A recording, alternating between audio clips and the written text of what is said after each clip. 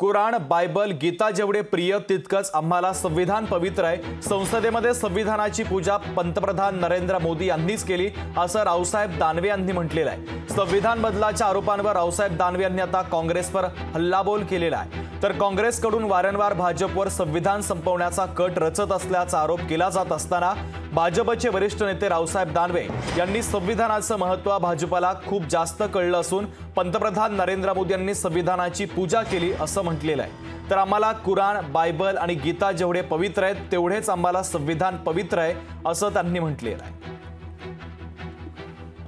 काँग्रेसना संविधानामध्ये 80 वेळेस बदल केला, 80 वेळेस। अरे ज्यांनी 80 वेळेस बदल केला ते आम्हाला म्हणतात की आम्ही संविधानामध्ये बदल करणार आहे। आणि जर बदल जो कोणी येईल मायसा लाल,